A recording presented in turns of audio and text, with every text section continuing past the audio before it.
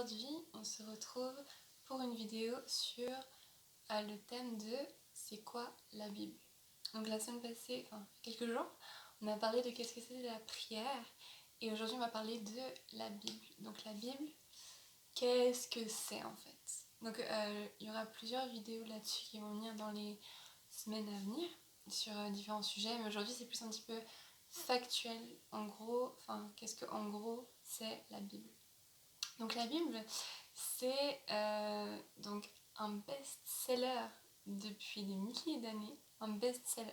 Ça a été vendu, c'est vendu encore et encore, c'est lu encore et encore à travers le monde entier. La Bible, elle a été traduite dans plus de 2400 langues. Donc il n'y a aucun autre livre qui a été traduit dans autant de langues. Et même encore à l'heure actuelle, c'est encore en train d'être traduit dans différents dialectes, dans différentes langues dans lesquelles ça n'a pas encore pu être fait par le passé. Donc la Bible, elle est composée de 66 livres. Donc de ces 60 livres, c'est réparti en deux parties. Il y a ce qu'on appelle l'Ancien Testament et ce qu'on appelle le Nouveau Testament. Et en gros, l'Ancien Testament, c'est tout ce qui se passe avant Jésus, avant que Jésus ne vienne sur terre.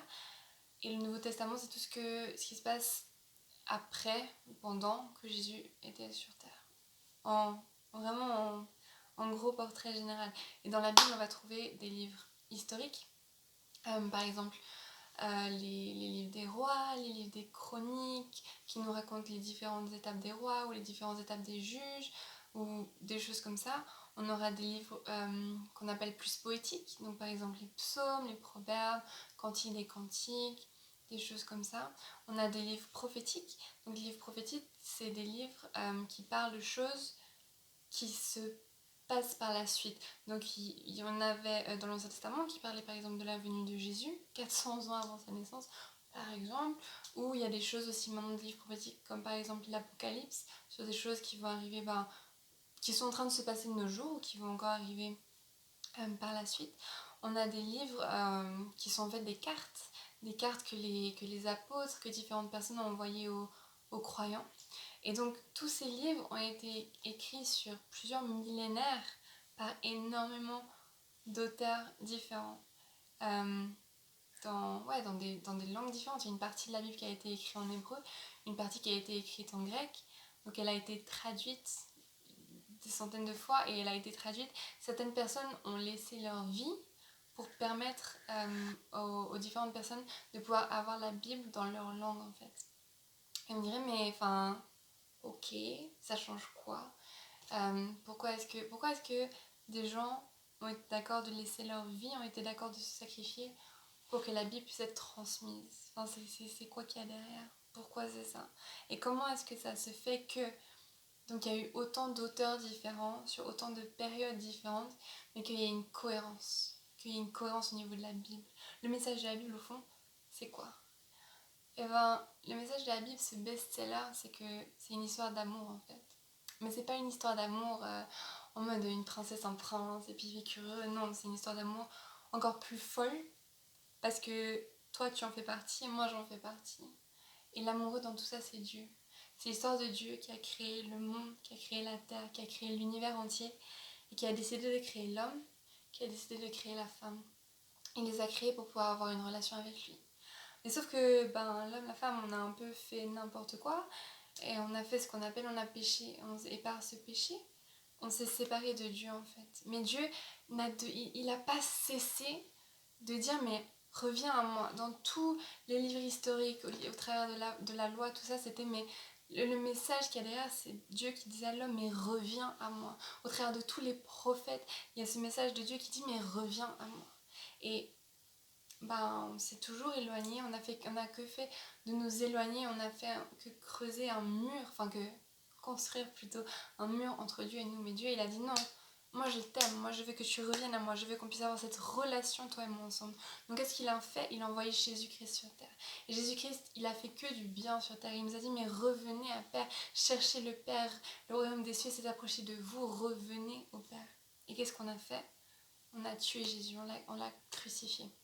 On l'a cloué sur une croix alors que c'était le seul innocent, le seul à n'avoir jamais fait une seule chose mauvaise, le seul à ne jamais avoir eu même une seule pensée mauvaise, une seule pensée négative, une seule pensée qui ne venait pas de Dieu. Enfin, c'est ouf quand même. C'est fou. Et puis, Jésus-Christ ensuite, il est mort, donc il a porté ce que toi t'avais fait de mal, ce que moi j'avais fait de mal. Il a porté tes maladies, mes maladies, les malédictions qui revenaient à toi, qui me revenaient à moi. Il les a portées, il est mort. Mais l'histoire elle s'arrête pas là, parce que Jésus-Christ il est ressuscité. Ouais, après 3 jours dans le tombeau, Jésus-Christ il est revenu à la vie. Et il nous invite encore et encore à cette relation avec lui, à venir avec lui. Il a laissé son esprit sur terre pour pouvoir venir être en nous et pour que nous, on puisse retrouver cette relation avec Dieu le Père. Et la Bible, c'est la parole de Dieu. La Bible, c'est cette parole. C'est là où on peut en apprendre plus sur Dieu, où on peut en apprendre plus sur nous-mêmes. Et j'aimerais lire un passage de la Bible. Donc, c'est une des lettres, justement, que Paul, donc c'est une des personnes qui a écrit une grande majorité du Nouveau Testament, et c'est un des apôtres de Jésus-Christ, et il a écrit cette lettre à Timothée. Donc Timothée, c'était un jeune homme qui avait cru en Jésus-Christ, et qui donc était, il me semble qu'il était grec, et puis donc Paul lui écrit cette lettre, c'est beaucoup des encouragements, une exhortation à tiens ferme, à serre Dieu, même que tu es jeune, c'est pas grave, vas-y, serre Dieu, Dieu il peut t'utiliser. Et plein d'autres choses. Et donc j'aimerais lire 2 Timothée 3, versets 16 à 17, qui dit ceci. Toute l'écriture est inspirée de Dieu et utile pour enseigner, pour convaincre, pour corriger, pour instruire dans la justice, afin que l'homme de Dieu soit formé et équipé pour toute œuvre bonne. Amen. Donc toute l'écriture c'est la parole de Dieu, c'est donc la Bible. Et moi j'aimerais vraiment t'encourager à la lire. Si tu as une Bible chez toi qui est en train de prendre la poussière sur une armoire, dépoussière-la et ouvre-la. Franchement, il y a des pépites, il y a des trésors dedans. Et même si ça semble un peu obscur à certains endroits ou que tu comprends pas trop ce que ça veut dire, et ben c'est cool parce que Jésus-Christ il nous a laissé son esprit. On a l'esprit de Dieu qui peut être en nous et qui peut nous enseigner ce que ça veut dire, qui peut nous faire comprendre vraiment ce que ça veut dire. Et moi j'aimerais t'encourager parce que Dieu il parle. Et il parle aussi à travers de sa parole. Il peut te donner un passage, il peut te donner un verset, tu peux être en train de lire, et un passage que tu as lu des centaines de fois sans t'arrêter, sans prendre compte, ça va te sauter aux yeux et ça va totalement changer ta façon de voir les choses, ta façon de penser, ça va changer ta vie. Donc j'aimerais vraiment t'encourager. En plus c'est l'été, souvent les gens ils ont un peu de temps. Prends le temps de lire la Bible, lis-la. Tu peux la lire en version papier. Il y a des versions aussi pour les Natel, pour le smartphone, pardon. Il y a des versions audio, mais j'aimerais vraiment t'encourager à la lire, à t'en nourrir, à l'écouter et à vraiment à la méditer parce qu'il y a des pépites et ça peut que te faire du bien, vraiment. Donc j'aimerais t'encourager ce soir à lire la Bible. Si tu l'as jamais fait avant, vraiment fais-le. Il y a des perles. Et si tu sais pas ou si tu as des questions ou je sais pas, ben au pire laisse un commentaire ou écris-moi. Il y a beaucoup de sites, par exemple Top Chrétien ou OMCI TV, ou même il y a des autres chaînes qui aident sur YouTube par exemple, qui aident aussi à comprendre la Bible, qui aident aussi à comprendre ce que ça veut dire pour de vrai. Mais le meilleur des enseignants c'est le Saint-Esprit, c'est l'Esprit de Dieu. Et donc j'aimerais vraiment t'encourager à la lire, et si t'aimes pas lire, s'il y a des gens qui aiment pas lire, elle existe aussi sous format audio, donc c'est bien de l'écouter, c'est bien de la proclamer.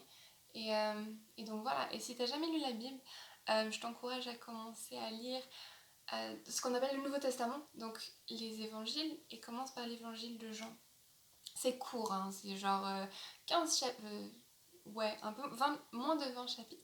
Ouais, donc en gros, ça s'est couvert dans la fin.